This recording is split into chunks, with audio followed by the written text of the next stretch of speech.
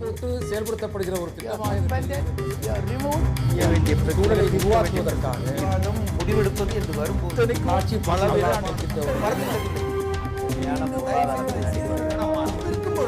எதிர்த்து பேசிட்டு வணக்கம்.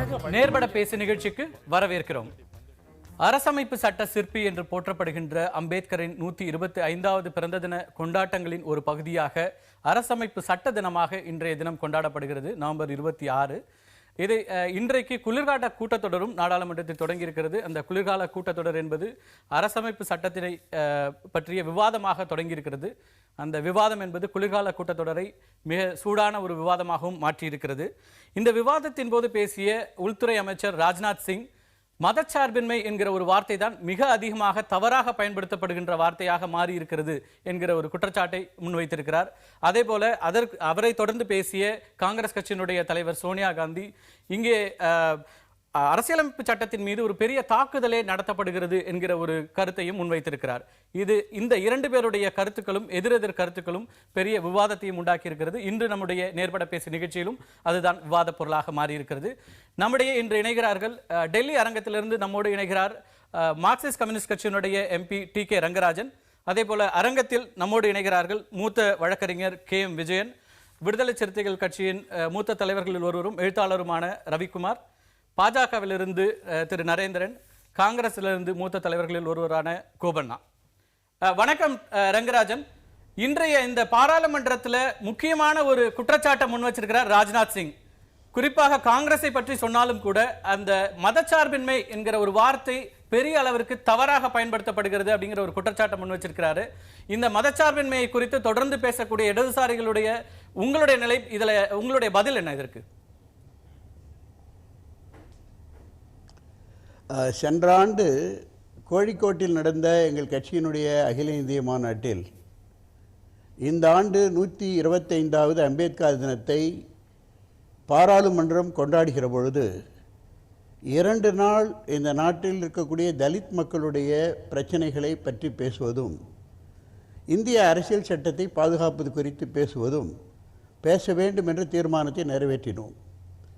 தலித்துகளுக்கு தனியார் துறையில் இடஒதுக்கீடு உட்பட தலித்துகள் மீது இருக்கக்கூடிய வழக்குகள் சரியான முறையில் நடத்தாத சூழ்நிலையிலும் அவர்களுடைய பாதுகாப்பு குறித்து பேச வேண்டும், அரசியல் சட்டத்தில் இருப்பதை எப்படி அமுல்படுத்துவது என்பதை பற்றி பேச வேண்டும் என்று நாங்கள் நிறுவனந்தோம்.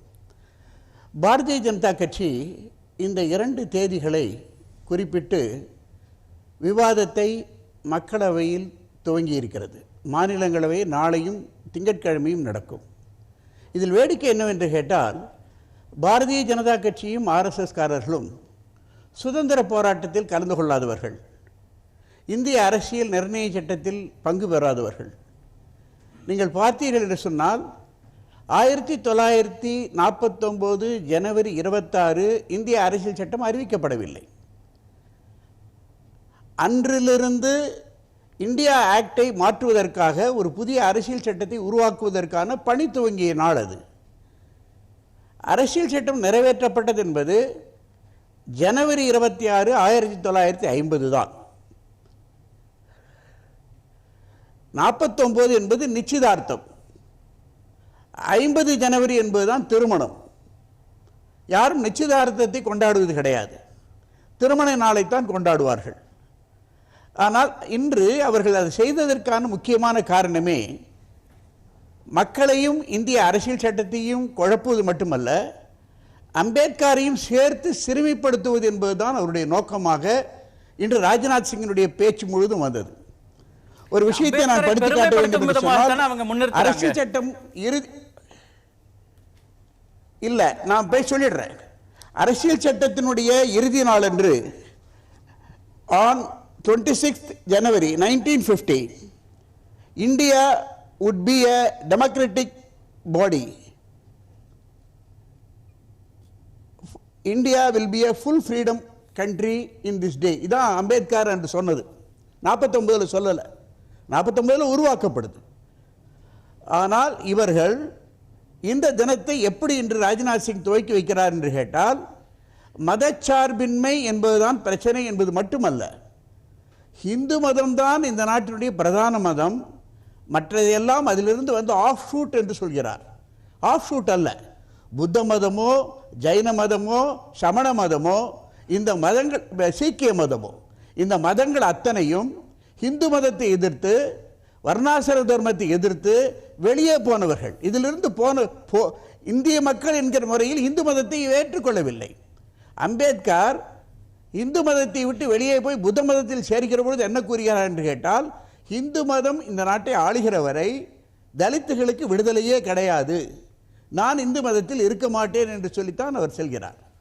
ஆகவே இந்திய அரசியல் சட்டத்தை பலகீனப்படுத்துவது, இந்திய அரசியல் சட்டத்தினுடைய முக்கியமான செக்குலர் என்று சொல்லக்கூடிய வார்த்தைக்கு வேட்டு வைப்பது என்கிற ஒரு முக்கியமான நடவடிக்கையாகத்தான் ஆர்எஸ்எஸும் பிஜேபியும் இதை எடுத்திருக்கிறது. ஆகவே இது மிகவும் ஆபத்தான ஒரு இடத்திற்கு பாரதிய ஜனதா கட்சி நாட்டை நகர்த்தி கொண்டிருக்கிறது. இல்ல, இது மதச்சார்பின்மைங்கிற இந்த வார்த்தைக்குள்ள வர நீங்க சொல்ற இந்த குற்றச்சாட்டுகள்லாம் பாஜக நம்ம கேட்கலாம். அதற்கு முன்னதாக இந்த வார்த்தையவே நீங்க தவறா பயன்படுத்துறாங்க. மதச்சார்பின்மை அப்படிங்கறது வந்து ஒரு சொல்லாடலே நீங்க பொதுவாக தவறாக பயன்படுத்தப்படக்கூடிய ஒரு வார்த்தையாக ஆகிறது. குறிப்பா காங்கிரஸ், இடதுசாரிகள் உள்ளிட்ட கட்சிகள் அப்படிங்கிறது தான் இதுல பொருள் பெறுவதாக இருக்கிறது. அதுக்கான பதில் என்ன, உங்களோட பதில் என்ன? இல்ல இல்ல இல்ல இல்ல மதச்சார்பின்மை என்று சொன்னால் மதம் அரசியலுக்கு அப்பாற்பட்டு இருக்க வேண்டும்.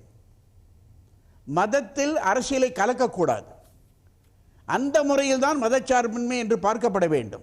இந்தியா ஒரு செக்குலர் ஸ்டேட் என்கிற பொழுது பல மதங்கள், பல இனங்கள், பல மொழிகள் இருக்கக்கூடிய ஒரு நாடு இந்த நாடு.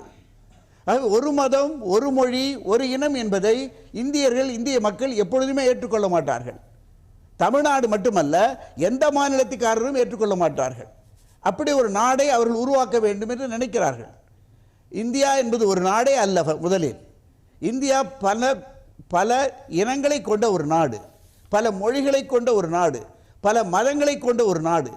இதை ஒருமைப்படுத்துவதற்கான முயற்சி என்பது தவறான முயற்சியை அவர் எடுக்கிறார்கள். இந்த தவறான முயற்சி என்பது இந்த நாட்டிற்கு மிகப்பெரிய கேடை விளைவிக்கும் என்பதுதான் எங்களுடைய கருத்து. நீங்க தொடர்ந்து இணைப்புல இருங்க ரங்கராஜன்.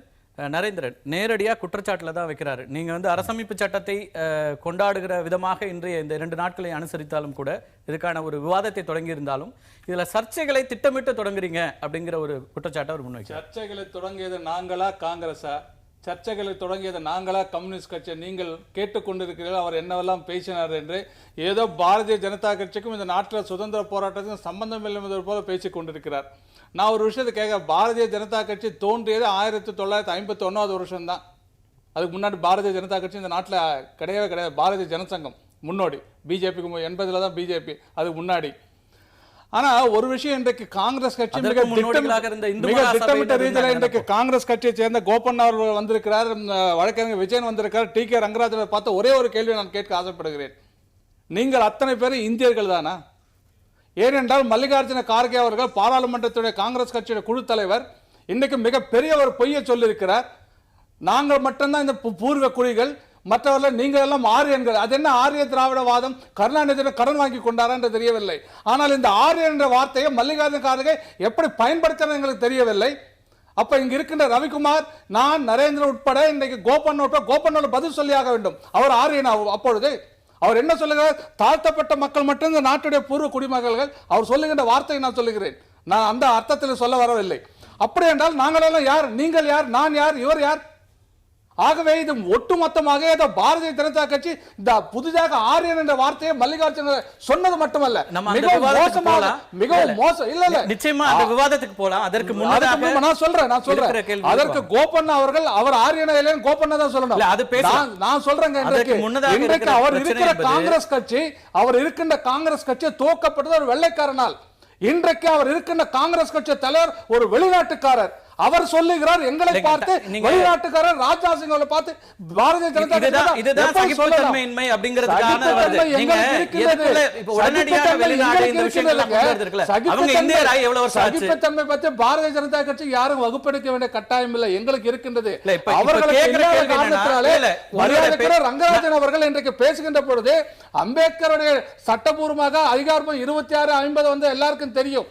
ஆனால் இன்றைக்கு ஏன் பாராளுமன்றத்தை துவக்க வேண்டும் என்று சொல்லி 1125 பிறந்த நாள் விழா டிசம்பர் 6ஆம் தேதி இன்றைக்கு இந்த நாட்டில் அம்பேத்கருடைய பிறந்த நாளை கொண்டாட வேண்டும் என்று முடிவு செய்து அதற்காக அரசாங்க விழா நடத்த வேண்டும் அறிவித்தது வாஜ்பாயோட அரசாங்கம் தான், பாரதிய ஜனதா கட்சி அரசாங்கம். பாராளுமன்றம் ஜனவரி 26ஆம் தேதி வரை பாராளுமன்றம் நடக்கப் போவதில்லை, அடுத்த ஆண்டு ஜனவரி 26 வரை.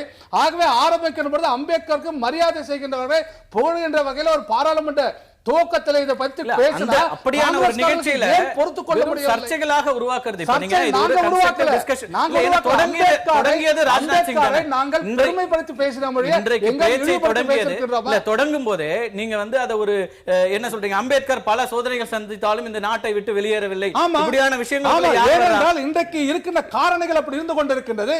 ஒரு நடிகர் இந்த நாட்டிலே வாழ்ந்து கொண்டு இந்த நாட்டுடைய சுகத்தை அனுபவித்துக் கொண்டு அவருக்கு ஒரு வருமான வரித்துறை ஒரு நோட்டீஸ் வந்த காரணத்தில் என்னோட கேள்வி அதே அமெரிக்கா அம்பேத்கருக்கு அப்படியான சங்கடங்களை உருவாக்கியது யார்? 65 ஆண்டுகளாக அதே சங்கடங்கள் இப்போதும் இருக்கிறதா? நான் கேட்கிறேன், இன்றைக்கு மல்லிகார்ஜுன கார்கே பேசி இருக்கிற ஆரியன் என்று சொல்லி இவருடைய கட்சியின் தலைவர் ஜவஹர்லால் நேரு எந்த மதத்தை எந்த ஜாதியை சேர்ந்த அவருக்கு தெரியாதா? பண்டிட் அவர்கள் அன்றைக்கு அவர் ஆரியன் என்று சொல்ல வருகிறாரா? ரங்கராஜன் இந்திரா காந்தி அவர்கள் ஆரியன் என்று சொல்லுகிறார். அவர் இதெல்லாம் ரங்கராஜன் குறிப்பிட்ட ஒரு விஷயத்தை அம்பேத்கர் குறிப்பிட்ட சொன்ன மாதிரி தலித்துகளோட நிலைமை உங்க இதுக்கு வரப்ப வரம்பு மீறி பேசக்கூடாது. வரம்பு நாங்க மீறல, நீங்க பார்லிமென்ட்ல வரம்பு நீங்க தான் இல்ல தொடக்கத்திலே நான் சொல்றேன், இந்த விவாதம் என்பது கன்ஸ்ட்ரக்டிவ் டிஸ்கஷனா போகணும். நம்ம அதற்குள்ள வருவோம். தனிமனித தாக்குதல்கள் இதெல்லாம் விட்டுட்டு விஷயங்களை பேசுவோம். நாங்க தாக்குதல் ஆரம்பிக்கல, நாங்க அம்பேத்கரை புகழ்ந்து பேசணும், அம்பேத்கரை பாராட்டி பேசணும். அதுல என்ன தவறு இருக்க முடியும்? இந்த நாட்டுல செக்யூலர் என்ற வார்த்தையை பாராளுமன்ற இந்திய அரசியலமைப்பு சட்டத்தில் நுழைத்தது 1970 காங்கிரஸ் ஆட்சி தானே, நாங்க இல்லையே. அது பேசுவோம். எமர்ஜென்சி பீரியட் அவசியம் பேச வேண்டியிருக்கிறது. ரங்கராஜன் குறுக்கிட விரும்புகிறார். ரங்கராஜன் சொல்லுங்க.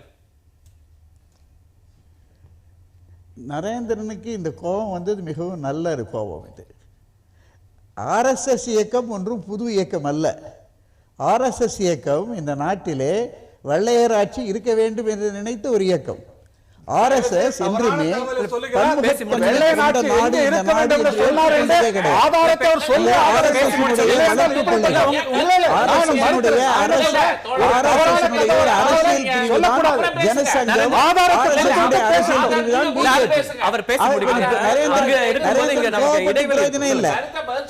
நரேந்திரன் கோபப்பட்டு பிரயோஜனம் இல்ல. நான் கோபப்படலைங்க. நரேந்திரன் கோபப்பட்டு பிரயோஜனம் மறுக்க வேண்டியது உங்களுக்கான நேரம் உங்களுடைய ஆர்எஸ்எஸ் முன்னோர்களுடைய வாதங்களை முழுவதும் எடுத்து பார்த்தீர்கள் என்று சொன்னால், ஆவணங்களை எடுத்து பார்த்தீர்கள் என்று சொன்னால், ஆரியன் என்கிற வார்த்தை அதில் இருக்கிறது. ஆரியன் என்கிற வார்த்தை இருக்கிறது. தயவு செய்து நரேந்திரன் ஆர்எஸ்எஸ் முன்னணி தலைவருடைய அடிப்படை டாக்குமெண்டை எல்லாம் புத்தகங்களை எடுத்து படிக்க வேண்டும். திடீரென்று பிஜேபியில சேர்ந்து விட்டு நீங்கள் பிஜேபியை பாதுகாக்க முடியாது. உண்மை கையில பயிற்சிகளை முடிச்சு பாவம் என்ன பயிற்சி கொடுத்தாங்கன்னு எனக்கு தெரியல. ஆனா உங்களுக்கு சரியா பயிற்சி கொடுக்கல. அவங்க இந்தியா ஒரு நாடு அல்ல. இந்த நாடு பல நாடுகளை, பல இனங்களை, பல மொழிகளை கொண்ட ஒரு நாடு. இந்த ஒற்றுமையை ஏற்படுத்துவதற்கு தான் இந்திய அரசியல் சட்டம் இருக்கிறது. இந்த அரசியல் சட்டத்தை குலைக்க நீங்கள் விரும்புகிறீர்கள். அம்பேத்கரை பாராட்டணும்னு சொன்னா அம்பேத்கர் என்ன சொன்னாரு? One man one vote, one vote one value என்று சொன்னார். 65 ஆண்டுகளுக்கு பிறகு ஏன் ஒன் வேல்யூ கொடுக்க முடியல? இப்பொழுதும் ஒரு ஓட்டு இருக்கு, வேல்யூ இல்லையே. நம்ம தொடர்ந்து பேசலாம். ரங்கராஜன், கிராமப்புற விவசாயி தற்கொலை செய்து கொண்டிருக்கிறான். நீங்க இணைப்புல இருங்க கோபண்ணா. வேலை இல்ல. இதுல வந்து இப்ப அரசியலமைப்பு சட்டத்தினுடைய லட்சியங்கள், கோட்பாடுகளுக்கு ஒரு பெரிய அச்சுறுத்தல் வந்துட்டதாலாம் சோனியா காந்தி சொல்றாங்க. ஆனால் தொடர்ந்து ஒரு செலக்டிவா இந்த விஷயங்களை அரசாங்கத்தை நீங்க வந்து டார்கெட் பண்றதுக்காகவே இந்த மதச்சார்பின்மை அப்படிங்கிற ஒரு வார்த்தையை பெரிய அளவிற்கு பயன்படுத்துறீங்கன்ற இந்த குற்றச்சாட்டை எப்படி மறுக்க முடியும்? இல்ல இப்போ வந்து இவர்கள் ஆட்சிக்கு வந்த பிறகு மதச்சார்பின்மை என்கிற லட்சியத்திற்கு, கொள்கைக்கு மிகப்பெரிய அச்சுறுத்தல், ஆபத்து ஏற்பட்டிருக்கிறது. இதுதான் மதச்சார்பின்மைக்கு ஏற்பட்டிருக்க ஆபத்து என்று சொன்னால் அரசமைப்பு சட்டத்திற்கு ஏற்பட்டிருக்க ஆபத்து. அதாவது மதச்சார்பின்மை இல்லை என்றால் இந்தியா கிடையாது. அந்த நாடு பாகிஸ்தான் பிரிவினையின் போது அதனால் ஏற்பட்ட கலவரங்கள், அதனால் ஏற்பட்ட அகதிகள் பிரச்சனை, அந்த நேரத்தில் ஜவஹர்லால் நேரு எவ்வளவு வேதனைப்பட்டார். அதை அடக்குவதற்கு மகாத்மா காந்தி நவகாலியில் கிட்டத்தட்ட 200 மைல் காலில் செருப்பு கூட அணியாமல் கிராமமாக சென்று தன் உயிரை பணயம் வைத்து இந்த நாட்டிலே ஒரு அமைதியை ஏற்படுத்தினார். அவர் உயிரை கொடுத்து இந்த நாட்டில் மதக்கலவரம் தொடராமல் தடுத்தார். அளப்பரிய தியாகங்கள் செய்து அதன் அடிப்படையிலே உருவாக்கப்பட்ட அந்த கொள்கை இன்றைக்கு மிகப்பெரிய ஒரு அச்சுறுத்தலுக்கு ஆளாகி இருக்கிறது. அரசமைப்பு சட்டத்தை ஜவஹர்லால் நேரு அவர்கள் ஆப்ஜெக்டிவ் ரெசல்யூஷனை தயவு செய்து எல்லோரும் படித்தால் அந்த அரசமைப்பு சட்டம் எந்த நோக்கத்திற்காக பிரியாம்பிள்ல இருக்கிற முகப்புரையில் இருக்கிற மதச்சார்பின்மை என்கிற ஒரு வார்த்தையை வைத்து விட்டு நாம் முடிவு செய்திட முடியாது. உள்ள போய் ஒவ்வொரு பிரிவும் ஆர்டிகல் 25 28 என்ன சொல்லுகிறது? மத சுதந்திரம் இருக்கிறது, எந்த மதத்தையும் ஏற்க பரப்ப பின்பற்ற எல்லா உரிமைகளும் அதில் இருக்கிறது.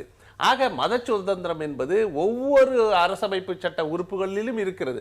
முகப்புரையிலே அந்த சோசியலிஸ்ட் செக்குலர் டெமோக்ராட்டிக் என்று இணைக்கப்பட்டது 1975 இந்திரா காந்தி பிரதமராக போது இணைக்கப்பட்டது. அதை செழுமைப்படுத்துவதற்கு மதச்சார்பின்மை என்பது இந்த அதாவது மதச்சார்பின்மை சட்டத்திலே அது ஒரு இன்பில்ட்டா இருக்கும்போது அதுக்கான வார்த்தைகளை சேர்க்கவே தேவையில்லைங்கிற சேர்ப்பது மேலும் செழுமைப்படுத்துவது, அதை மேலும் உறுதிப்படுத்துவது, வலிமைப்படுத்துவது.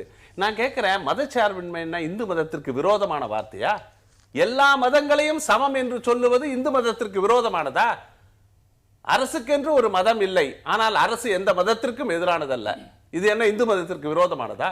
நான் நெஞ்சிலே கை வைத்து சொல்லி இவங்க பேசட்டும். பாரதிய ஜனதா கட்சிக்கு இந்த மதச்சார்பின்மை கண்டால் ஏன் அஞ்சுகிறீர்கள்? ஏன் உங்களுக்கு அந்த வார்த்தை பிடிக்காதா? அதனால என்ன நாங்கள் கேட்குது, அனைத்து மக்களுக்கும் சம உரிமை சம வாய்ப்பு அரசமைப்பு சட்டத்தில் இருக்கிறது.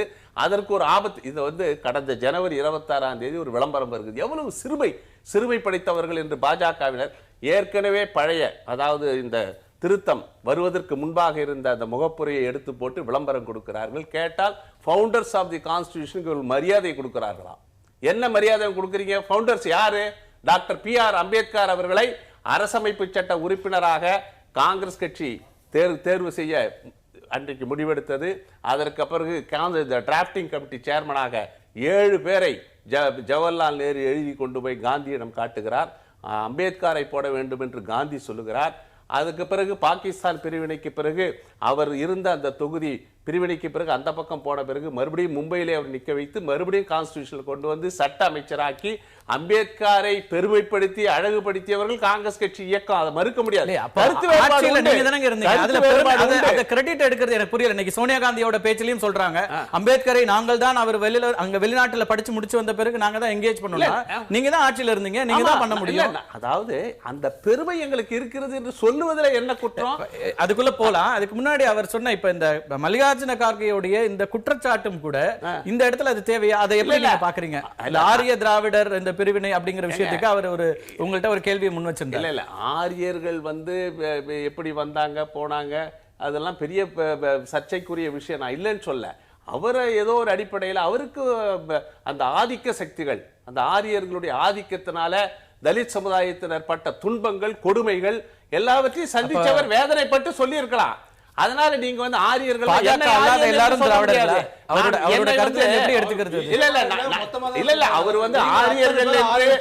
ஆரியர்கள் என்று அவர் குறிப்பிட்டது ஆதிக்க சக்திகளை. புரியுதுங்களா? மல்லிகார்ஜுன் கார்கே சொன்னதும் கேக்குறேன்.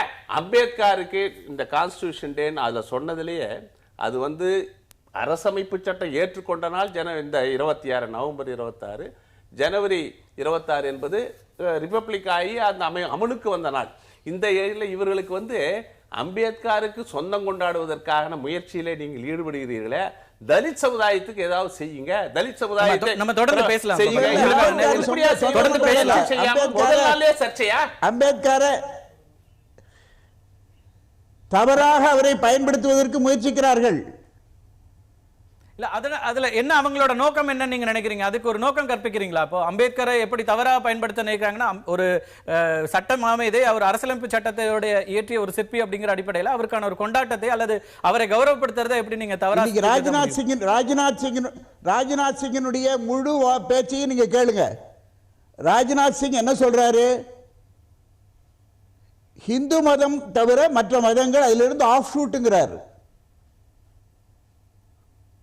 முரண்படுகிறது, ஏற்றுக்கொள்ளவில்லை. இன்னொரு அம்பேத்கர் விஷயத்தை வர்ணாசிரம குறிப்பிட்டிருக்கிறார் மதம் ராஜ்நாத் சிங். இருக்கிறவரை, இந்து மதம் இருக்கிறவரை நான் இதுல இருக்க மாட்டேங்கிறாரு. தலித்துக்கு வாழ்க்கை கிடையாதுன்னு சொல்றாரு. அது மறுக்கிறாரா நரேந்திரன்? ரங்கராஜன் இன்னொரு விஷயத்தை ராஜ்நாத் சொல்லியிருக்காரு. இடஒதுக்கீடு அப்படிங்கிற விவகாரம் அரசியலாக்கப்படுகிறது, அப்படியான தேவையே இல்லை, நாங்க அதுல எந்த மாற்று கருத்தும் கொண்டிருக்கவில்லை அப்படிங்கிற கருத்தை வைக்கிறாரு. அதை நீங்க எப்படி பாக்குறீங்க? இடஒதுக்கீடு என்பது அரசியல் சட்டத்தினுடைய ஒரு பகுதி. தேவையில்லாம அதை வந்து பீகார் தேர்தல் இவங்க தான் பயன்படுத்துறாங்க. குஜராத்தில் பட்டேலை கிளப்பி விடுறாங்க. நன்றி ரங்கராஜன், நீங்க தொடர்புல இருங்க. நம்ம அரசியல் ரீதியான விஷயம் நீங்க சொல்லிடுங்க. அதுக்கு நம்ம தொடர்ந்து அரசியல் பேசலாம். கொஞ்சம் அரசமைப்பு சட்டத்தையும் பேசுவோம். அதுல ஒரு இதுல திரு விஜயன், இந்த அரசமைப்பு சட்டம் அப்படிங்கிறது வந்து மாறுதலுக்கான இப்ப இடையில பல இடங்கள்ல மாற்றப்படணுக்கான முயற்சிகள் கூட நடந்தது. இங்க தமிழ்நாடு அசெம்பிளியிலும் கூட அந்த மாற்றம் தேவை அப்படின்லாம் சொன்னாங்க. அதை எப்படி பாக்குறீங்க? இந்த அரசமைப்பு சட்டத்துல மாற்றங்கள் தேவையா அல்லது சட்ட திருத்தங்கள் அப்படிங்கிறது மட்டுமே போதுமானதாக இருக்கிறதா? நீங்க அரசியலமைப்பு சட்டத்துல மாற்றணும்னா அரசியலமைப்பு சட்ட திருத்தம் தான் வேணும், சாதாரண சட்ட திருத்தம் போதாது. அரசியலமைப்பு சட்டத்துல முதல்ல இருக்கிற சட்டத்துல என்ன படி இருந்தது, ஏன்னா சட்டம்னு ஒரு விஷயம் வந்து பொதுவாக எந்தெந்த அம்சங்களில் நம்ம அக்கறை எடுத்துக்கணும், ஃபண்டமெண்டல் ரைட்ஸு, அப்புறம் கவர்னன்ஸ் எப்படி, இதெல்லாம் தான் சொல்லுவாங்க. ஆனால் ஆளக்கூடியவங்க வந்து எதேச்சதிகாரமாக போயிட்டாக்க அந்த அரசியலமைப்பு சட்டத்தை கூட தனக்கு கீழே கொண்டு வரதுக்காக முயற்சி செய்வாங்க. இந்த அரசியலமைப்பு சட்டத்தினுடைய சரித்திரத்தை பார்த்தீங்கன்னாக்கா 1950 வந்திருந்தாலும் 74, 75, 76 இந்த 3 வருடங்களில் இந்திரா காந்தி வந்து அப்போ பிரைம் மினிஸ்டராக இருந்த பீரியடில் அதிகமாக இந்த அரசியலமைப்பு சட்டத்தை தூக்கி எறிவதற்கான முயற்சிகள் நடந்தது. அதில் சில உச்சநீதிமன்ற தீர்ப்புகள் அவர்களுக்கு ஆதரவாகவும், சில உச்சநீதிமன்ற தீர்ப்புகள் அதை தடுத்தும் அரசியலமைப்பு சட்டத்தை காப்பாற்றி இருக்கிறார்கள். அதான் இந்த பேசிக் ஸ்ட்ரக்சரை மாற்றக்கூடாது அப்படின்னு சொல்லி. இப்போ இதையெல்லாம் தாண்டி ஒரு அரசியலமைப்பு சட்டத்தில் பேசிக்கலாக வந்து யாராக இருந்தாலும், நான் இந்தியாவில் இருக்கிறேன் அப்படின்னா there shall be no discrimination on the basis of religion, race, caste, sex or place of birth. இது மாதிரி எல்லாத்தையும் 5த்தையும் ஒன்று கலந்து இது மாதிரி எந்த ஒரு பிரச்சனையும் இல்லாமல் ஒரு அரசாட்சி இருக்கணும். அது நம்பர் 1. எல்லோருக்கும் ஏதோ ஒரு இடத்துல ஒரு மெஜாரிட்டி குரூப் வந்து மைனாரிட்டி குரூப்புக்கு வந்து ஒரு த்ரெட், ஒரு இன்செக்யூர் ஃபீலிங் கொடுத்தா அது ஒரு சரியான அரசியல் அமைப்பு இருக்கிறது இல்லை. இது நான் இந்து முஸ்லீம் பிரச்சனைக்கு மட்டும் சொல்ல, பல டிஸ்ட்ரிக்டில் பார்த்தீங்கன்னாக்கா சில காஸ்ட் வந்து இன்னொரு காஸ்ட் மேலே அப்ரஷன்ஸ் கிரியேட் பண்ணுவாங்க. அப்போ இருக்கிற கவர்மெண்ட் வந்து யார் சைடு பார்ட்டிசான் ஆட்டிடியூட் எடுக்கிறாங்களோ அதுக்கேற்ற மாதிரி மாறிக்கிட்டு இருப்பாங்க. ஒரு பிரஜை வந்து இந்தியாவில் சிட்டிசன் ஆயிட்டாங்க, அவங்களுக்கு வந்து எல்லாரையும் போல அச்சமின்றி நன்றாக வாழ்வதற்கு வழி வகுக்கணும். அரசியலமைப்பு சட்டத்தில் ஏற்கனவே இதற்கான அறிவுரைகள்லாம் இருக்கு. ஆனால் அன்ஃபார்ச்சுனேட்லி அதை அமுல்படுத்துகிறவர்கள், அரசாட்சியில் இருப்பவர்கள், அதை அரசியல் செய்பவர்கள் அதை வந்து டோட்டலாக இக்னோர் பண்ணிட்டாங்க. 2வது அம்சம் என்ன அப்படின்னு சொன்னாக்க, இன்னைக்கு இரண்டாவது ஒரு பிரச்சனை ஒன்று வந்துட்டு இருக்கு. எப்படியாவது ஒரு அரசியல் அதிகாரத்தை எந்த ஒரு மெத்தடாவது வச்சு பிடிச்சிட்டோம்னாக்கா உறுதியாக 5 வருஷத்துல 30,000 கோடிக்கு குறையாம எந்த பார்ட்டி இருந்தாலும் சம்பாதிக்க முடியும். சந்தேகம் இல்லை. இதை யாராவது சேலஞ்ச் பண்ண முடிஞ்சாங்கிட்ட பண்ணுங்க. அப்போ 5 வருஷம் ஆட்சி பண்ணா 30,000 கோடி சம்பாதிக்கலான்னா மற்ற எல்லாம் முடிச்சுட்டு அந்த ஓட் பாலிட்டிக்ஸை எப்படி ஸ்ட்ரென்தன் பண்றதுங்கிற ஒரு ஆட்டிடியூடு தான் வந்துட்டு இருக்கும். அதுல வந்து நம்ம ஒரு செக் வைக்க விட்டுட்டோம். கான்ஸ்டிடியூஷனல் ப்ரிவென்ஷன் ஆஃப் கரப்ஷன் ஆக்டுங்கிறது ஆக்டாக தான் இருக்கு. கான்ஸ்டிடியூஷனலா மற்றத்துக்கு ப்ரொடெக்ஷன் கொடுத்தா மாதிரி ஒரு கரப்ட் கவர்னன்ஸ்க்கு பாசிபிலிட்டி இல்லாத மாதிரி ஒரு செக்ஸ் அண்ட் பேலன்ஸ், அது ஆடிட்லேயோ இல்லை மெத்தட் ஆஃப் ஸ்பெண்டிங்லேயோ இல்லை கடன் வாங்குறதுலையோ வெளிநாட்டில் போய் பணத்தை வைக்கிறதுலையோ இது ஒன்று விட்டு போச்சு. அது ஒண்டி ஆட் ஆகலாம். ஆனால் இப்போ இருக்கிற பிரச்சனையில் இப்போ இருக்கிற அரசியல் சட்டம் வந்து போதுமானது. இன்னொரு கேள்வியும் கூட இருக்கு. தற்போதைய அரசியலமைப்பு சட்டம்ங்கிறது வந்து நீதித்துறை தான் அதிக அதிகாரம் கொண்டதாக இருக்கிறதா அப்படிங்கிற ஒரு கேள்வியும் இருக்கிறது. நம்ம ஒரு சிறிய இடைவேளைக்கு பிறகு பேசலாம். திரு ரவிக்குமார், உங்களுடைய கருத்துக்களும் கேட்க வேண்டியிருக்கு. விஜயன், நம்ம இடைவேளைக்கு முன்னாடி அதான் பேசணும். நீதித்துறை தான் ஒட்டுமொத்தமாக கண்ட்ரோல் பண்ணுதா இந்த சிஸ்டத்தை, இந்த சட்டத்தினோட? டோட்டலாக 100% அது சரியில்லை. ஆனால் ஒரே ஒரு விஷயம் மட்டும் முக்கியம். ஒரு கான்ஸ்டியூஷனுங்கிறது ஒரு சட்ட அமைப்பு. அந்த கான்ஸ்டியூஷன் படி நடக்குதான்னு டிசைட் பண்ணுறது ஒரு எப்படி ஃபுட்பாலில் ரெஃப்ரி இருக்காங்களோ அது மாதிரி நீதித்துறை தான் வந்து ஒரு சட்டத்தின் ஆட்சி நடக்கிறதா, சட்டத்தின் ஆட்சி மீறப்பட்டிருக்குதா, அது மற்ற எக்ஸிக்யூட்டிவ்லேருந்தோ இல்லை லெஜிஸ்லேச்சரில் இருந்தோ வரும்பொழுது பண்ணுறதுனால அது அவங்களுடைய ரோல். நீதித்துறை அப்படிங்கிறது ரெஃப்ரி மாதிரி, ஃபுட்பால் கோர்ட்டில் இல்லை கிரிக்கெட் கோர்ட்டில் அம்பையர் மாதிரி. அதனால் அவங்களுக்கு அதிகாரம் ஜாஸ்தியாக போயிடுச்சு இல்லைங்கிற மாதிரிலாம் ஒன்றும் கிடையாது. பல நேரங்களில் வந்து நான் சொன்ன பாராளுமன்றத்திலிருந்து இயற்றப்பட்ட பல விஷயத்தை கூட நீதித்துறை ஏன்னா பாராளுமன்றத்தில் ஒரு சட்டம் இயற்றப்பட்டது அப்படிங்கிற ஒரு காரணத்தினாலேயே அது வந்து சட்டம் சரியானதுன்னு ஒத்துக்கொள்ள வேண்டிய அவசியம் இல்லை. பாராளுமன்ற சட்டம் கூட அரசியலமைப்பு சட்டத்துக்கு உட்பட்டு தான் இருக்கணும். அதனால ஒரு விஷயம் அரசியலமைப்பு சட்டத்துக்கு உட்பட்டு இருக்கிறதா இல்லையா என்பதை முடிவு செய்வது நீதிமன்றம் தான். அந்த நீதிமன்றம் ரெஃப்ரி வேலை பார்க்கும்பொழுது ஒரு மேட்ச்ல வந்து அம்பையர் முக்கியமா இல்லைங்கிற மாதிரி இல்லை, the final word is with அம்பையருங்கிற மாதிரி வச்சுக்கலாம். வேணாம், பட் பிளேயர்ஸ் இருப்பாங்க, ஆடியன்ஸ் இருப்பாங்க, எல்லாரும் இருப்பாங்க.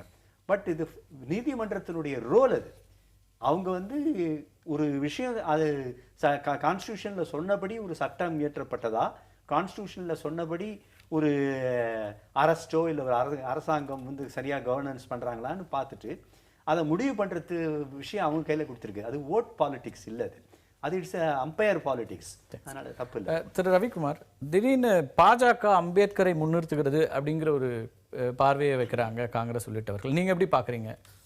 இல்லை, இது இந்த நாள் நவம்பர் 26 என்பது ஏற்கனவே சட்ட நாளாக கடைபிடிக்கப்பட்டு வருகிறது.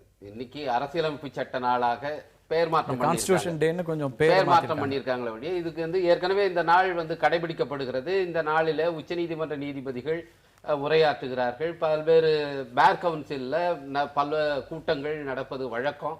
இது ஒன்றும் புதிது கிடையாது. இந்த நாளை வந்து கடைபிடிப்பது என்பது புதிது கிடையாது. அது ஒரு பெயர் மாற்றம் வந்து செய்யப்பட்டிருக்கு. அந்த பெயர் மாற்றத்தை ஏன் செய்திருக்கிறார்கள் என்று அவங்க காரணம் சொல்றாங்கன்னா, இது அம்பேத்கர் அவர்களுடைய 125வது பிறந்த ஆண்டு என்பதற்காக அதை கௌரவிக்கும் பொருட்டு இதை வந்து அரசியலமைப்பு சட்ட தினமாக அதை அறிவித்திருக்கிறார்கள். அவங்க எந்த உள்நோக்கத்துக்காக இதை செய்தாலும் இதை நான் வரவேற்கிறேன். ஒன்று.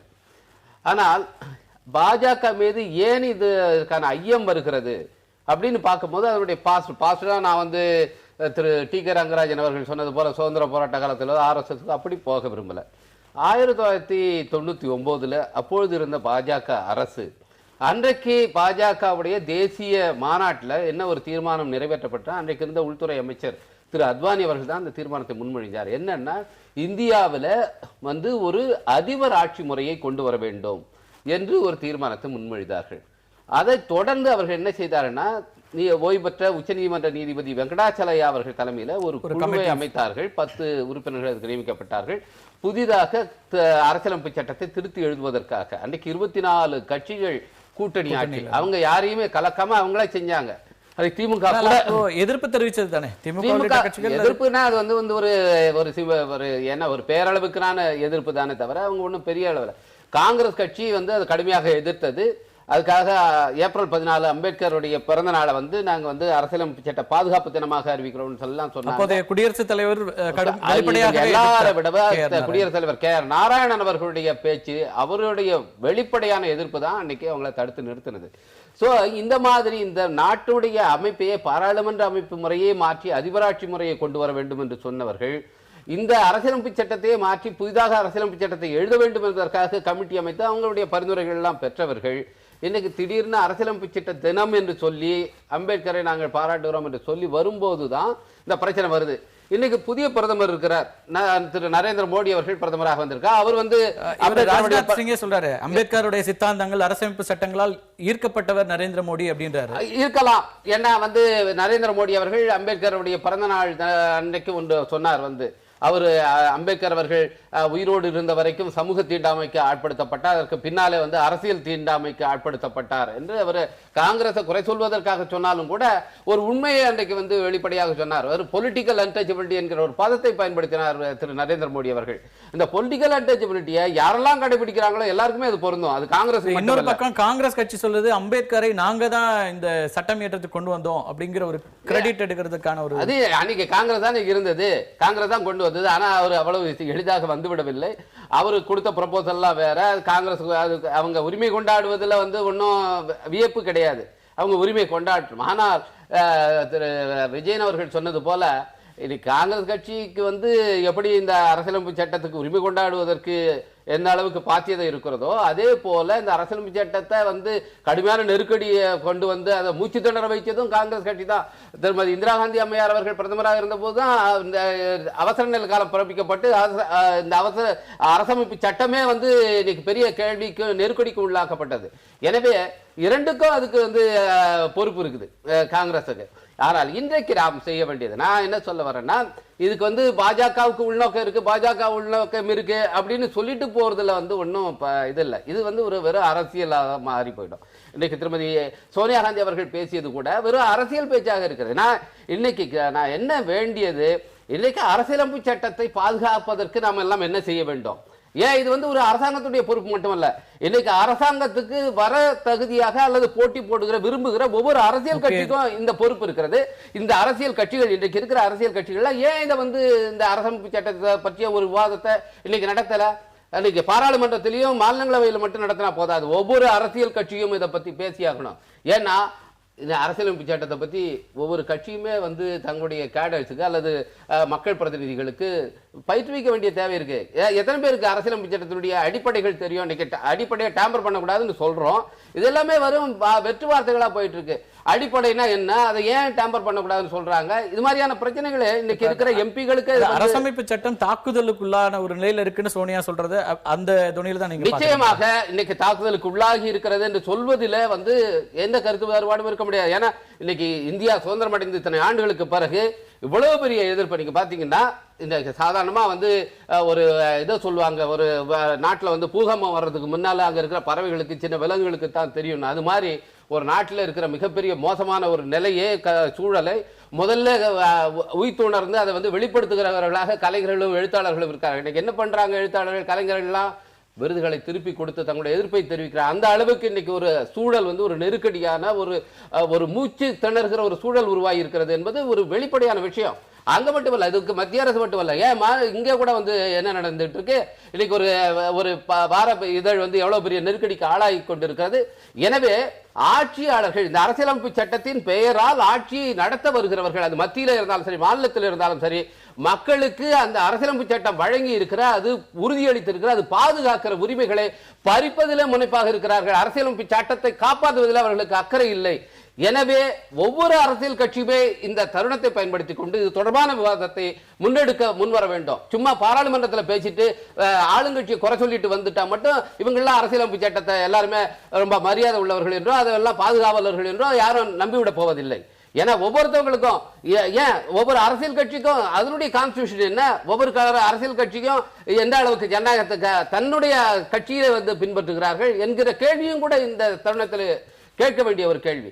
எனவே இந்த தருணத்தை பயன்படுத்தி கொண்டு வெறும் அம்பேத்கருக்கு புகழாரம் சூட்டுவதிலோ அல்லது வந்து ஆளுங்கட்சியை குறை சொல்வதிலோ இதுல மட்டும் நம்ம வந்து எனர்ஜியை வேஸ்ட் பண்ணிட்டு போயிடக்கூடாது.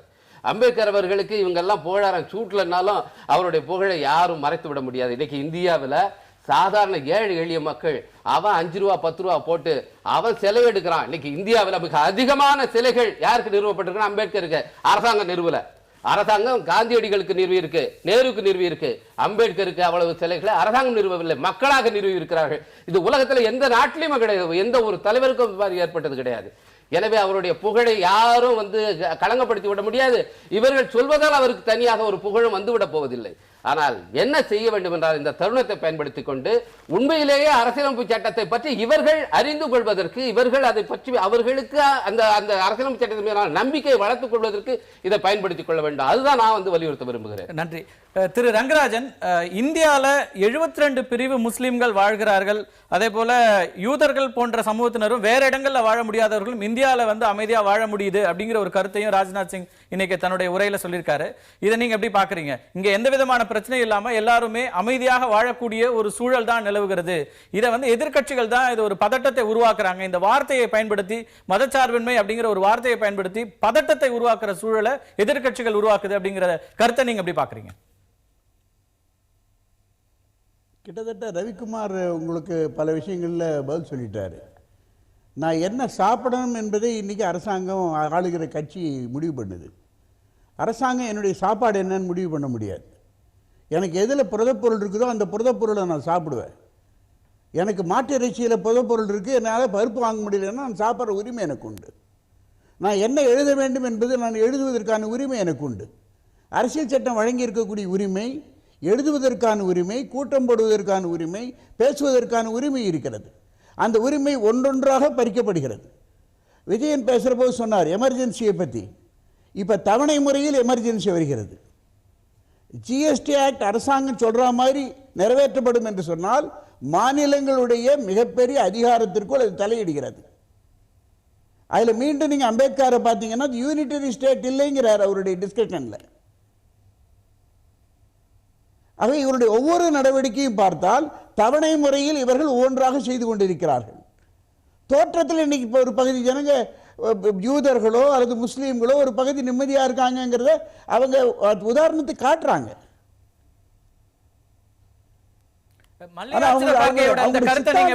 அவங்க செயல்படுறாங்க. மல்லிகார்ஜுன கார்கேயுடைய அந்த கமெண்ட் நீங்க எப்படி பாக்குறீங்க ரங்கராஜன்? அவர் ஆரியம் திராவிடம் அப்படிங்கிற பிரிவினை எல்லாம் இப்ப கொண்டு வராரு. அது இத பொருந்துமா? என்னுடைய அபிப்பிராயம் இந்த விவாதங்கள் முழுமையாக முடிந்த பிறகு நீங்க இதை நடத்தியிருந்தா நல்லா இருக்கும். நாளைக்கு மேலவையில் நாங்க பேச போறோம், மற்ற கட்சி பேச போகுது. அதான் ரவிக்குமார் சொல்றது என்னன்னா, இப்ப கட்சிகள் வந்து அதை அரசியலாக்காம இந்த அரசமைப்பு சட்டத்துல ரொம்ப நல்லா இருக்கும். நிச்சயமா அந்த இன்னைக்கே விவாதம் எழுந்ததுனால தான் நம்ம விவாதத்துக்குள்ள போறோம். இன்னைக்கே வந்து நேரடியாக ஆளுகிற கட்சியும் சரி ஆண்ட கட்சியும் நேரடியான ஒரு மோதல் போக்குல வந்ததுக்கு பிறகு அது விமர்சனமாக மாறின பிறகுதான் நம்ம விவாதம் எடுக்க வேண்டிய சூழலும் வந்தது. உங்களோட கருத்துக்களுக்கு நன்றி ரங்கராஜன். இணைப்புல வந்து உங்களுடைய கருத்துக்களை தெரிவித்ததுக்கு நன்றி. ஒரு சிறிய இடைவேளைக்கு பிறகு இந்த மதச்சார்பின்மை என்கிற பதத்தையே போலி மதச்சார்பின்மை என்கிற ஒரு கூற்றாகவும் இருக்கிறது. அரசியல் கட்சிகள் குறிப்பாக மதச்சார்பின்மை பேசுகிற கட்சிகளில் ஒரு சிலவை இந்த பதத்தினை ரொம்ப சேதப்படுத்திட்டாங்களா அப்படிங்கிற ஒரு கேள்வியும் இருக்கிறது. திரு கோபண்ணா, இந்த மதச்சார்பின்மை அப்படிங்கிறது வந்து அரசியல் ரீதியாக பயன்படுத்தப்பட்டு பல நேரங்களில் தேர்தல் நேரத்தில் அது அதிகமாக இந்த வார்த்தை பயன்படுத்தப்படுறதும் அல்லது கூட்டணிகளை சேர்ப்பதற்கு அல்லது சிறுபான்மை மக்களை அப்பீஸ் பண்ணுறதுக்காக சில நேரங்களில் பயன்படுத்தப்படுறதுனாலையும் அந்த வார்த்தைக்கான மரியாதையை மதச்சார்பின்மை பேசுகிற கட்சிகளே குறைச்சிருச்சுன்னு சொல்ல முடியுமா? அப்படி ஒரு குற்றச்சாட்டை வைக்க முடியுமா? இல்லை, இந்த மதச்சார்பின்மை என்பது சிறுபான்மை மக்கள், இஸ்லாமியர்கள், கிறிஸ்துவர்கள், இன்னும் சிறுபான்மை மக்களுக்கு எதிராக அநீதி நடக்கிற போது அதற்கு ஆதரவாக மதச்சார்பின்மை என்கிற பாதுகாப்பு இருப்பதாக காங்கிரஸ் கட்சி சொல்லுகிறது. அதனால் இப்போ இந்து மதம் என்றது 85% மக்கள் இருக்காங்க, சிறுபான்மைன்றது ஒரு 15-16% இருக்காங்க. அதாவது வாக்கு வங்கி அரசியலை மையமாக வைத்தால் பாஜக போல இந்துத்துவ அரசியல் பேசலாம். நாங்கள் அந்த இதில் நம்பிக்கை இல்லாதவர்கள். எங்களை பொறுத்தவரை அனைத்து மக்களையும் சமமாக நினைக்கிற அதே நேரத்தில் மதத்தின் அடிப்படையில் அரசியல் செய்வது, மதத்தையும் அரசியலையும் இணைப்பது ஜவஹர்லால் நேரு, மகாத்மா காந்தி காலத்திலிருந்து நாங்கள் எதிர்த்திருக்கிறோம். ஆப்ஜெக்டிவ் ரெசல்யூஷன்ல முழுமையாக படித்தால் கன்சிஸ்டன்ட்டா காங்கிரஸ் கட்சி எல்லா நேரங்களிலும் நடந்திருக்காங்கிற ஒரு கேள்வி இருக்கதா? இல்ல, மதச்சார்பின்மையை பற்றி அதிகம் பேசுவதற்கு காங்கிரஸ் கட்சிக்கு நிறைய தகுதிகள் இருக்கிறது. அதை யாரும் மறுக்க முடியாது. இந்த நாட்டில் நாங்கள் சுதந்திரத்துக்கு முன்பாகவே இந்த நாடு எப்படி இருக்கணும்னு 1940களில் 46களிலேயே ஜவஹர்லால் நேரு சொல்லியிருக்கார். நிச்சயமாக இந்த நாடு மதசார்பற்ற தன்மையாக உள்ள நாடாகத்தான் இருக்குன்னு சொன்னார். அதுக்கப்புறம் அரசமைப்பு சட்டத்தில் அதனுடைய சரத்துகள் சேர்க்கப்பட்டன. மகாத்மா காந்தி கூட பேசும்போது என்ன சொல்றாரு, சுதந்திர இந்தியா வந்து இந்து ராஜ்யமாக இருக்காது, இந்தியன் ராஜ்யமாக இருக்கும் என்று சொல்லியிருக்கிறார். ஆக எல்லோருமே அது வந்து மத அடிப்படையில் மக்களை வேறுபடுத்தக்கூடாது, மதம் வந்து மக்களை பிரிக்கக்கூடாது, எல்லா மதத்தவர்களுக்கும் சம உரிமையும் சம வாய்ப்பும் இந்த அரசமைப்பு சட்டத்தில் உறுதி செய்வதைத்தான் காங்கிரஸ் ரொம்ப தெளிவா இருக்கா அப்படிங்கிற ஒரு கேள்வியை தொடர்ந்து இன்னைக்கு தலைமுறை வச்சுட்டே இருக்காங்க. நாங்க என்ன அப்பீஸ்மெண்ட் ஆஃப் மைனாரிட்டிஸ்ன்றதை விட அப்பீஸ்மெண்ட் ஆஃப் மெஜாரிட்டி பண்ணிட்டு போறோம் வாக்கு வங்கிக்காக. நாங்கள் அது அந்த அடிப்படையில் அதை பார்ப்பதில்லை. இனி பாபர் மசூதி இடிக்கப்பட்டால் அங்கே ஒரு மிகப்பெரிய அநீதி இழைக்கப்பட்டதுனால அதற்காக நாங்க பேசுறோம். ஆக ராமர் சிலையை வச்சு பூஜைக்கு அனுமதிச்சது யாரு? இருங்க, நான் சொல்றேன். முதல்ல 1949 நவம்பர் மாதத்துல சிலையை வைக்கிறப்போ அதற்காக ஜவஹர்லால் நேரு கோவிந்த் வல்லபந்துக்கு எழுதின கடிதத்துல நீங்கள் உடனடியாக நடவடிக்கை எடுக்கவில்லை என்றால் நானே அயோத்திக்கு வருவேன், என் இறுதி மூச்சு வரை இந்த சக்திகளை எதிர்த்து போராடுவேன் என்று மகாத்மா காந்தி சொன்னார். மகாத்மா காந்தி மதவாத சக்திகளுக்கு எதிராக, காங்கிரஸ் கட்சியிலே இருந்த மதவாத சக்திகள், பிற்போக்கு சக்திகள், பல முனைகளில் இருந்த எதிர்ப்பில் அவர் போராடி மன உளைச்சல் அடைந்து கடைசி வரை அவர் இந்த மதச்சார்பின்மை என்கிற லட்சியம் இந்த நாட்டில் மிக வலிமை பெற வேண்டும் என்பதற்காக மகாத்மா காந்தி உயிரை கொடுத்திருக்காரு. ஜவஹர்லால் வாழ்நாள் முழுவதும் பாடுபட்டவர். எங்களுக்கு உண்மையிலேயே அது ஈடுபாடு அதிகம். ஏன்னா அந்த பாகிஸ்தான் பிரிவினையின் போது அந்த கொடுமைகளை நாங்கள் பார்த்திருக்கிறோம். ஒரு பக்கம் பிரிவினையில 1937 தேர்தலில் தோற்கடிக்கப்பட்டது, இஸ்லாமியர்களே வாக்களிக்கிற காங்கிரஸ் தான் வெற்றி பெற்றது. ஆனால் பாகிஸ்தான் பிரிவினையிலே அந்த மதவாத சக்திகள் வெற்றி பெற்றாங்க. இப்படி பல முனைகளில் எங்களுக்கு ஏற்பட்ட தாக்குதலை எல்லாம் எதிர்கொண்டு அரசமைப்பு சட்டத்தை உருவாக்கி இன்றைக்கு இந்த அரசமைப்பு சட்டம் இந்தியாவை 67-66 ஆண்டுகளாக வழிநடத்துகிறது என்று சொன்னால் அதற்கு அம்பேத்கரும் ஜவஹர்லால் நேருமா இன்றைக்கு பாராட்டப்பட வேண்டியவர். நன்றி.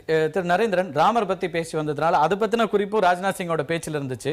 ராமர் தான் சிறந்த ஜனநாயகவாதி அப்படின்னு ஒரு கருத்தை சொல்லியிருக்கிறாரு. அதுக்கான அவர் சொன்ன காரணம் தான் இப்ப பெண்ணியவாதிகள் தரப்புல இருந்து பெரிய ஒரு கொந்தளிப்பை உண்டாக்கி இருக்கு. தன் மனைவி சீதையை அக்னி பரீட்சை செய்ய வச்சவர், அதன் மூலமாக அவர் தன்னுடைய ஜனநாயகத்தை நிலைநாட்டினார் அப்படின்னா ஒரு ஒரு மனைவியாக இருக்கிறவர் அவர் ஒரு எப்பவுமே அடிபணிந்து அவர்கள் சொல்கிற கருத்து தான் கேட்கணுமா, இதுக்காக ஒரு அக்னி பரீட்சையில இறங்கணுமா அப்படிங்கிற ஒரு இருக்குல்ல, இதுதான் ஜனநாயகம்னு நீங்க சொல்றீங்களா அப்படிங்கிற ஒரு கேள்வியை முன்வைக்கிறாங்க பெண்ணியவாதிகள். பதில் சொல்றேன். அதுக்கு முன்பாக திரு கோபண்ணா அவர்கள் நகைச்சுவையாக ஒரு விஷயத்தை சொன்னார். காங்கிரஸை போல இந்த அரசியலமைப்பு சட்டம் பாதுகாப்பது எதுவும் இல்லை. இந்த அரசியலமைப்பு சட்டத்தை மிக மோசமாக மானபங்கப்படுத்தியது காங்கிரஸ் கட்சி என்றால் அதுக்கு மிகையாகாது. இந்த நாட்டில் எமர்ஜென்சி நெருக்கடியில கொண்டு வந்து இருண்ட காலத்தை இந்த நாட்டில் கொண்டு வந்தது காங்கிரஸ் கட்சி. அவர்கள் சொல்ல அரசியலமைப்பு சட்டத்தை நாங்கள் பாதுகாக்கிறோம், நேருவை பாராட்டுறோம் என்றால் எப்படி பாராட்டணும்னு தெரியவில்லை. ஆனால் ஏதோ அம்பேத்கர் இவர்கள் தத்தெடுத்தது போல, அம்பேத்கர் இவர் கட்சியில் சேர்ந்தது போல எங்களுக்கு சம்பந்தம் இல்லாத போல பேசுகிறார். மதச்சார்பு என்பது இந்த நாட்டிலே இவர்கள் சட்டத்தின் மூலமாக கொண்டு வந்தது அல்ல. இந்த நாட்டில் காலங்காலமாக இந்த நாட்டில் மதச்சார்பு தொடர்ந்து இருந்து கொண்டிருக்கிறது. மதச்சார்பின்மை என்பது இந்த நாட்டில் அடிப்படையில் இல்லை என்று சொன்னால், அடிப்படை உணர்வு இல்லை என்று சொன்னால் இந்த நாட்டில் வேறு மதங்களை வந்திருக்க முடியாது. ஆகவே இது இன்றைக்கு நேற்றைக்கு வந்ததில்லை, சட்டத்தின் மூலமாக வந்ததில்லை. அதைத்தான் இன்றைக்கு உள்துறை அமைச்சர் ராஜ்நாத் சிங் அவர்கள் தெளிவாக சொல்லியிருக்கிறார். இது இந்தியா ஏதோ சட்டத்தின் மூலமாக மதச்சார்பின்மை கொண்டு வரவில்லை. நான் ஒரு பாரதிய ஜனதா கட்சிக்கு மதச்சார்பின்மை போலி மதச்சார்பின்மை நாங்கள் ஏற்கனவே எங்களுடைய கட்சியுடைய அடிப்படை 5 கொள்கைகளே 3வது கொள்கை சீரான மதச்சார்பை நாங்கள் சொல்லுகிறோம். இன்றைக்கு அத்தனை பேரும் என்ன செய்கிறார்கள், ரம்ஜானுக்கு வாழ்த்து சொல்றாங்க, சொல்லட்டும், தப்பு இல்லை. ஆனால் விநாயகர் சதுர்த்திக்கு வாழ்த்து சொல்லணும்னு சொல்ல மாட்டாங்க. ஏனென்று சொன்னால் அது ஒரு மதத்தை சேர்ந்தலாகிடும். இன்னும் ரங்கராஜன் அவர்கள் ஒரு அரசியல் பண்றது யாரு? ரங்கராஜன் தானே. விநாயகர் சதுர்த்திங்கிற ஒரு விழாவை அது ஒரு விஷயமா எப்பல இருந்து வரல, அது கொண்டாட்டமாக எப்போது தொடங்கப்பட்டது? 92ல அது ஒரு அரசியல் புகுத்தினது யாரு? பாலகங்காதர திலகர் இந்த நாட்டுடைய மக்களை ஒற்றுமைப்படுத்துவதற்காக, ஆங்கிலேய ஆட்சியை எதிர்த்து போராடுவதற்காக அதை ஒரு கருவியாக பயன்படுத்தினர். ஆனால் அதுக்கு அரசியல் அதுல எப்படி எங்கிருந்து வந்தது? அந்த விநாயகர் ஊர்வலத்தை பார்த்தா தெரியும், ஏழை பணக்கார வித்தியாசம் கிடையாது, ஜாதி வித்தியாசம் கிடையாது. அதுல நிறைய பேச முடியும், அது ஒரு இன்னொரு விவாதம். நீங்க அதை எங்கெங்க வழியா கொண்டு போணும்ங்கிறதுல ரங்கராஜன் அவர்கள் இதுல இருந்து ரங்கராஜன் மீண்டும் மீண்டும் திரும்ப ஏதோ எனக்கு அறிவில்லாமல் கட்சிக்கு வந்து அரசியலுக்கு வந்த போது சொல்லுறேன். 26 வருஷம் ஆச்சு இந்த கட்சிக்கு வந்து. ஆர்எஸ்எஸ் அத்தனை பயிற்சி முடிச்சிட்டு வந்திருக்கேன். அவரை விட கொள்கை படிப்பு அதிகமாக எங்களுக்கு இருந்து கொண்டு அது நீங்க அப்பவே சொல்லிட்டீங்க. இப்ப என்னோட கேள்வி நான் என்ன சொல்ல முடிச்சேன், அவர் திரும்ப திரும்ப இந்து மதம் சொல்லிட்டே இருக்காரு. இந்த நாட்டில் உச்ச நீதிமன்றம் சொன்ன 2-3 விஷயங்களை கம்யூனிஸ்ட் கட்சி ஏற்றுக்கொள்ளவே இல்லை. அதுல ஒன்று இந்த மதத்தை பற்றிய பிரச்சனை. இந்து என்பது மதம் அல்ல என்று 1000 முறை சொல்லியாவது. ஒரு மதம் என்று சொல்லிவிட்டால் அதற்கு இறை இருக்க வேண்டும், ஒரு முறை இருக்க வேண்டும், ஒரு மறை இருக்க வேண்டும். இந்து மதத்துக்கு அப்படி கிடையாது. ஜெயினமும் இந்து மதம் என்று சொல்லுகிறோம். ஹிந்துயிசத்தை பத்தி பேசல. அவர் திரும்ப திரும்ப இந்து மதத்தை பிடிக்காம வெளியே போயிட்டாங்க சொல்றாங்க.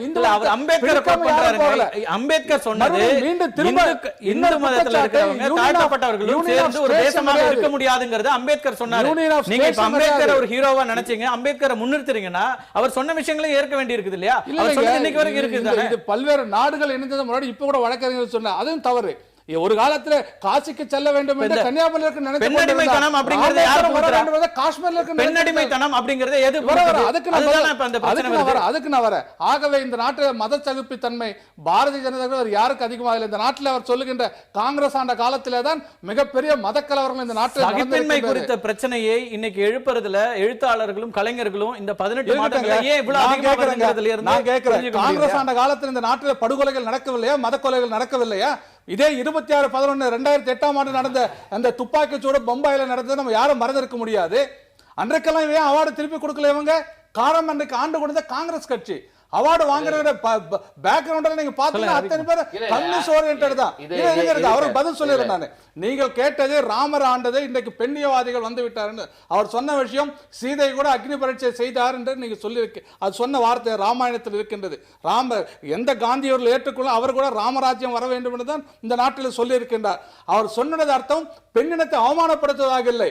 இந்த நாட்டிலே ஒரு மன்னனாக இருப்பவன் சாதாரண குடிமகன் சொல்வதற்கு கூட ஒரு நம்பிக்கை கொடுக்க வேண்டும். அவர் சொல்லுகிற வார்த்தை மதிக்க வேண்டும். அவருடைய மனைவிக்கு மேல மரியாதை இருக்கிறதுங்கிறது அவங்க கேக்குறது நம்பிக்கை இருக்கிறது. அவருக்கு நம்பிக்கை இருக்கின்ற காரணத்தால கீழ்ப்படுகிற ஒரு பெண் ஒருவராக தான் மனைவி இருக்க வேண்டுமா? கணவர் என்ன சொன்னாலும் அதை கீழ்ப்படுகிறவராக இருக்க வேண்டும்ங்கிற ஒரு கருத்தும் அதுல செய்து அதான் இவங்க சுட்டிக்காட்டுறாங்க. ஒரு குற்றச்சாட்டு இன்றைக்கு ஊழல் குற்றச்சாட்டு 1000 வந்திருக்கு. எல்லாமே பிரச்சனை என்னன்னா நீங்க ஒரு அரசமைப்பு சட்ட நாள்ல அந்த சட்டத்தை பத்தி பேசுவதற்கு அரசமைப்பு சட்டத்தை பேசுவதற்கு பதிலாக இவ்வளவு பிரச்சனைகளை இவ்வளவு சர்ச்சைகளை உருவாக்குவதே திட்டமிட்டு நடக்கிறதாங்கிற கேள்வி எழுதான இந்த விஷயங்கள் ஏன் குறிப்பிடப்பட வேண்டியது? அதாவது இந்த நாட்டு தர்மத்தை பத்தி தான் பேச முடியும். நான் அமெரிக்காவை பத்தி அமெரிக்கா தர்மத்தை பேச முடியுமா? பாகிஸ்தான் தர்மத்தை பேச இந்த நாட்டிற்கு சொந்தமான தர்மங்களை பத்தி தான் நியாயங்களை பத்தி தான் சொல்ல முடியும். வேற நாட்டை பத்தி நான் சொல்ல முடியாது. ஆகவே ராஜ்நாத் சிங் பேசியதுல எந்த தவறும் இல்லை. பெண்ணியவாதிகள் இதுல கோபப்படுவதற்கு எதுவுமே இல்லை. காரணம் மன்னன் என்பவன் மக்கள் விரும்புவதை செய்கின்றதான் மன்னன். நான் இன்னொரு விஷயம் கேட்கிறேங்க. ராமர் அன்னைக்கு சொன்னாரு சீதை தீக்குளிச்சிருந்தா. நாங்க இன்னைக்கு கேட்கிறோம் 1000 ஊழல் குற்றச்சாட்டு காங்கிரஸ் ஆட்சி மீது யூபி அரசாங்கத்தில் வந்ததே ஏதாவது ஒரு மந்திரி அவர்களை ராஜினாமா செய்ய வைக்க முடிந்ததா? உச்ச நீதிமன்றம் தலையிட்ட பிறகுதான் இவங்களால் ராஜினாமா செய்ய வைக்க முடிந்தது.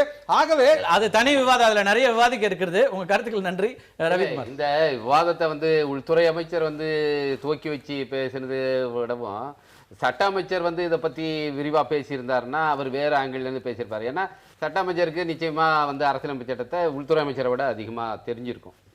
தெரிஞ்சதான் அப்படிங்கறத நான் நம்புறேன். இதுலயும் கூட பிரதமர் மோடி பேசலங்கிற ஒரு கேள்வி அவர் ட்விட்டர்ல போட்டுட்டு இருக்காரு ஹோப்னு. இது ஹோப்னு போட்டு ஹெச்னா என்ன ஓனா என்னன்னு ஏதோ சின்ன பசங்க விளையாடுற மாதிரி நம்முடைய பிரதமருடைய ட்விட்டர் மெசேஜ் இன்னைக்கு வந்திருக்கு.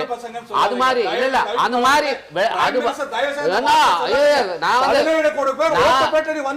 அவரை போய் சொல்லுங்க. இல்லைங்க நான் சொல்ல வர்றது திருச்சி சொல்லாதீங்க.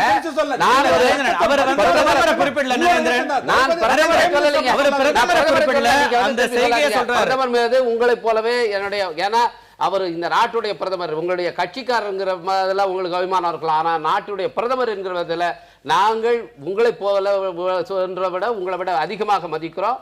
நான் அவர் சொல்லாத நீங்க கோட் பண்ணதெல்லாம் நான் அவரை எடுத்து கோட் பண்ணேன்.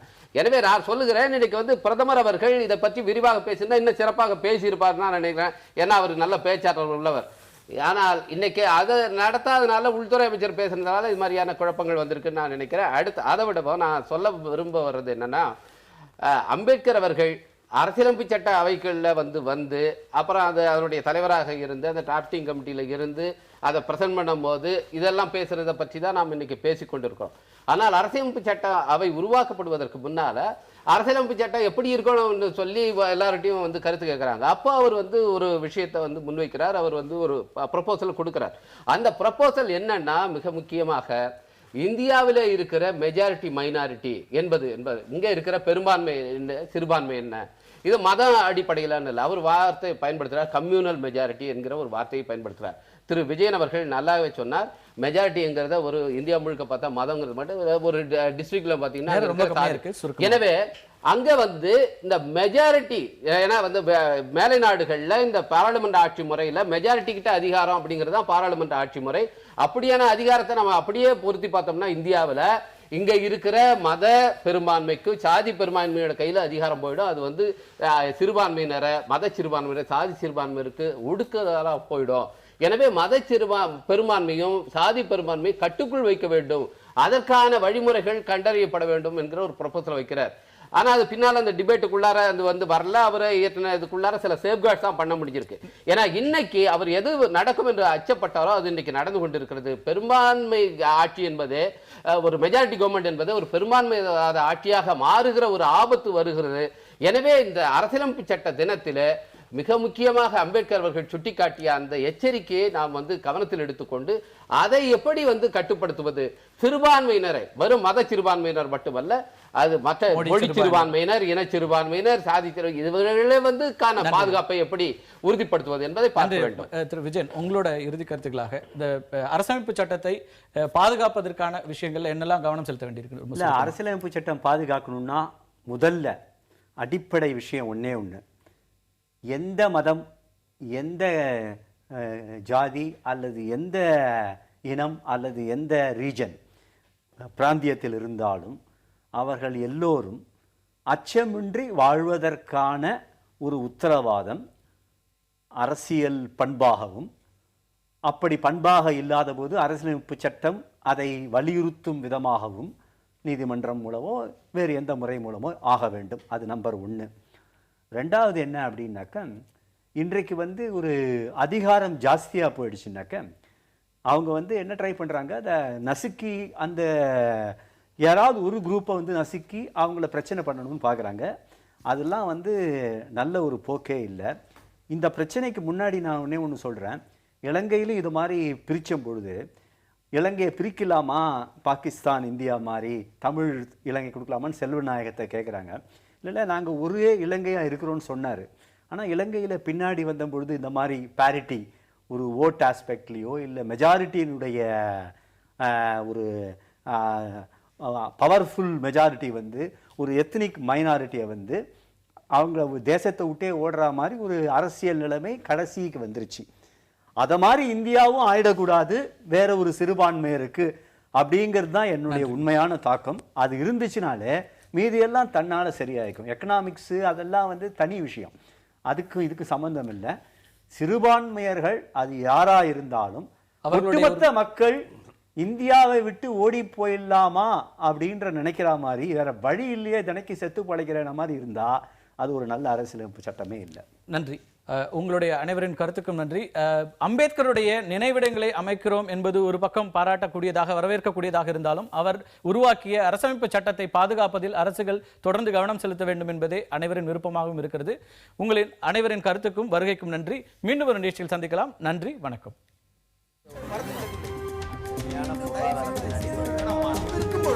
எதிர்த்து பேசிட்டு